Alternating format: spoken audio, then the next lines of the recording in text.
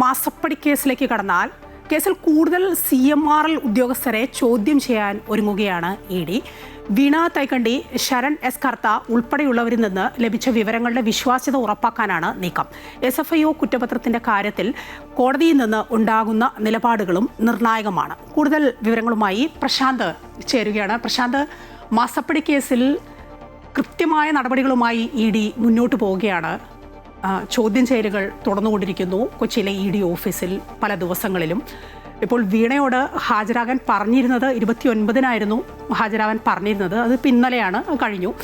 ഇനിയിപ്പോൾ അത് എന്നായിരിക്കും എന്ന കാര്യത്തിൽ എന്തെങ്കിലും വിവരങ്ങൾ വരുന്നുണ്ടോ, അതോ വളരെ രഹസ്യമായി വെച്ചിരിക്കുകയാണോ ED? ഇതിന് മുമ്പ് വീണ എത്തിയതും വീണ അവിടെ വന്നപ്പോഴാണ് നമ്മളൊക്കെ അറിഞ്ഞത്. ഒരു പ്രധാന കാര്യമെന്ന് പറയുന്നത് നേരത്തെ 29-നാണ് രണ്ടാമത് ഹാജരാകാനായി നോട്ടീസ് നൽകിയിരുന്നത്. പക്ഷേ അതിന് മുൻപേ തന്നെ, അതായത് 29-ന് സമയം കൊടുക്കുന്നത്, ഇന്നലെ സമയം കൊടുത്തിരുന്നു. പക്ഷെ അതിന് മുൻപ് 25-ാം തീയതി വീണ ഹാജരാവുകയാണ് ഉണ്ടായത്. അത് വീണ അസൗകര്യമാണെന്ന് അറിയിച്ച് 29-ന് എത്തുന്നതിന് അസൗകര്യം അറിയിച്ചതിനെ തുടർന്നാണ് അത്തരമൊരു നീക്കം ഉണ്ടായത്. പക്ഷേ 25-ാം തീയതി ചോദ്യം ചെയ്തപ്പോഴും വീണയോട് വീണ്ടും എത്തേണ്ടി വരുമെന്ന് തന്നെയാണ് ഉദ്യോഗസ്ഥർ അറിയിച്ചിട്ടുള്ളത്. അതെന്നത്തേക്കാണെന്ന് കൃത്യമായി പറഞ്ഞിട്ടില്ല. ഒരുപക്ഷെ വീണയുടെ സൗകര്യം കൂടി അറിഞ്ഞ ശേഷമായിരിക്കും അക്കാര്യത്തിൽ ഒരു തീരുമാനം എടുക്കുക എന്നുള്ളതാണ് നമുക്ക് മനസ്സിലാക്കാൻ കഴിയുന്നത്. പക്ഷേ അതിൽ ഏറ്റവും പ്രധാനപ്പെട്ട ഒരു ചോദ്യം ചെയ്യൽ ഇന്നലെ നടന്നിട്ടുണ്ട്. അതായത് ശരണസ് കർത്തയെ ചോദ്യം ചെയ്തു എന്നുള്ളതാണ്. അതായത് വീണയിൽ നിന്നും ഒപ്പം തന്നെ കമ്പനിയിലെ മറ്റു ഉദ്യോഗസ്ഥരിൽ നിന്ന് ലഭിച്ച വിവരങ്ങളുടെ അടിസ്ഥാനത്തിൽ തന്നെയാണ് അത്തരമൊരു നീക്കത്തിലേക്ക് കാര്യങ്ങൾ പോകുന്നത്.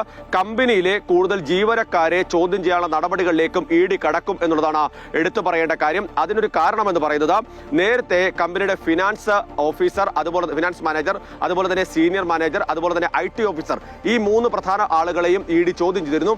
ഇവരിൽ നിന്ന് ലഭിച്ച വിവരങ്ങൾ, അതോടൊപ്പം തന്നെ ശരണസ് കർത്ത ഉൾപ്പെടെയുള്ള ലഭിച്ച വിവരങ്ങൾ, ഇതെല്ലാം കൂടി കൂട്ടിച്ചേർത്തുകൊണ്ടാണ് വീണയോട് ചോദ്യങ്ങൾ ചോദിച്ചത്. ആ കാര്യങ്ങളിൽ, അതായത് വീണ പറഞ്ഞ മറുപടികളിൽ ഇപ്പോഴും അവ്യക്തതയുണ്ട് എന്ന് തന്നെയാണ് അന്വേഷണ സംഘം വിലയിരുത്തുന്നത്. പക്ഷേ തിടുക്കപ്പെട്ട് മറ്റൊരു നടപടിയിലേക്ക് പോയാൽ ഈ കേസിന്റെ പ്രധാനപ്പെട്ട കണ്ണി അല്ലെങ്കിൽ ആധാരം എന്ന് പറയുന്നത് SFIOയുടെ അന്വേഷണ റിപ്പോർട്ടാണ്, കുറ്റപത്രമാണ്. സ്വാഭാവികമായും അക്കാര്യത്തിൽ ഏതെങ്കിലും തരത്തിലൊരു തിരിച്ചടി ഹൈക്കോടതികളിൽ നിന്ന് ഉണ്ടായാൽ സ്വാഭാവികമായി ഇത് വലിയ തരത്തിലുള്ള പ്രശ്നങ്ങളിലേക്ക് കാര്യങ്ങൾ പോകും. ED അന്വേഷണത്തെ തന്നെ അത് സാരമായി ബാധിക്കും.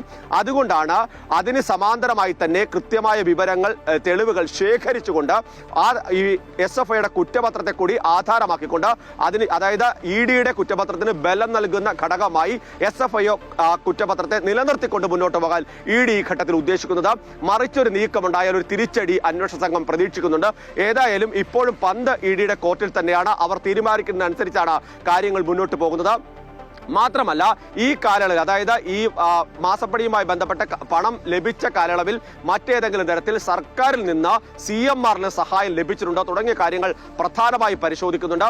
മറ്റേതെങ്കിലും വഴിവിട്ട ഇടപാടുകൾ ഉണ്ടായിട്ടുണ്ടോ, രാഷ്ട്രീയ നേതൃത്വത്തിലേക്ക് കാര്യങ്ങൾ എത്തിയിട്ടുണ്ടോ തുടങ്ങിയ കാര്യങ്ങൾ സംബന്ധിച്ച് അന്വേഷണം ഈ ഘട്ടത്തിൽ മുന്നോട്ട് പോകുന്നത്. ഏതായാലും ഈ മൊഴികൾ തമ്മിൽ ഇപ്പോഴും പൊരുത്തക്കേടുണ്ട് എന്ന് തന്നെയാണ് എൻഫോഴ്സ്മെന്റ് ഡയറക്ടറേറ്റ് വിലയിരുത്തിയിട്ടുള്ളത്. അതിന്റെ അടിസ്ഥാനത്തിൽ നിയമോപദേശം കൂടി തേടിയ ശേഷമായിരിക്കും തുടർ നടപടികളിലേക്ക് ED കടക്കുകമായ. ശരി, പ്രശാന്താണ് കൊച്ചിയിൽ നിന്ന് വിവരങ്ങൾ നൽകിയത്. മാസപ്പടി കേസിൽ കൂടുതൽ CMRL ഉദ്യോഗസ്ഥരെ ചോദ്യം ചെയ്യാൻ ഉള്ള നീക്കവുമായി മുന്നോട്ട് പോവുകയാണ് ED.